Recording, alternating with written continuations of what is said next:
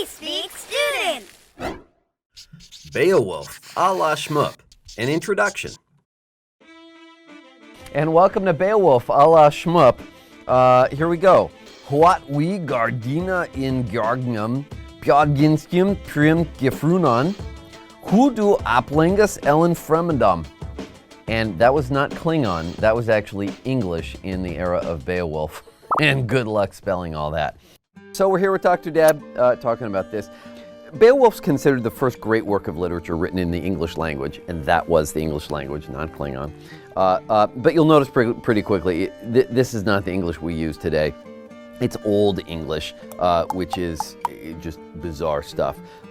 But Deb, so why don't you give us a context of the era and what we should expect from a reading of Beowulf and why you need Shmoop so badly when you do read Beowulf? Sure. Well, I mean, the first thing you mentioned is it's written in Old English. And just to kind of give a little background on what that means, before the Norman conquest in 1066, we were not speaking an English that sounds anything like it sounds today. The Norman conquest brought in a lot of like Frenchiness into the language. So Old English is very Germanic.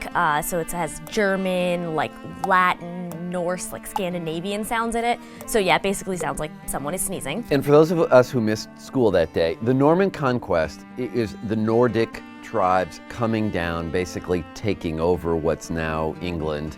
And that was and then King William emerged from that. Yeah, and this all happened in 1066, so we'll talk a little bit about how Beowulf is really centered right in the middle of that, because Beowulf was told before the Norman conquest, but then it was written down after. So we'll talk a little bit about that play, but the historical context is important to keep in mind as we read. Great. Tell us a little bit about a day in the life of, because just living in this era feels like it's an important element of the story and the context of things. Like, what was a day in the life? What we want to remember is that Beowulf is an epic poem. So it really isn't about the day in the life. It's about a day in the life of someone incredibly important. Epic poems tend to be about big, heroic rulers. And this is, an epic poem at its best. It's about heroism. It's about really showing the cultural values of the ruling class. It's written in an elevated style. There's supernatural things going on.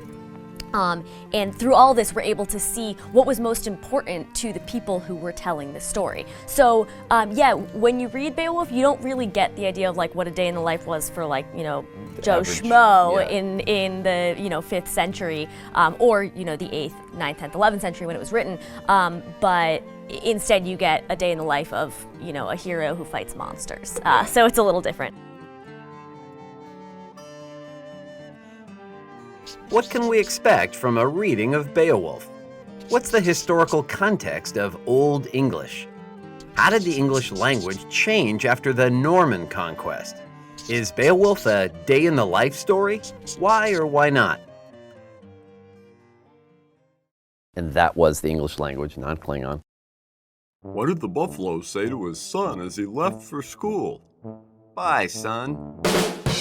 Okay, bad joke, but if you survived it, how about clicking the subscribe button below? And if you're looking for more jokes from yours truly, why not check out our website at www.shmoop.com. And if you want to get updates on what's new, well, check us out on Facebook and Twitter too.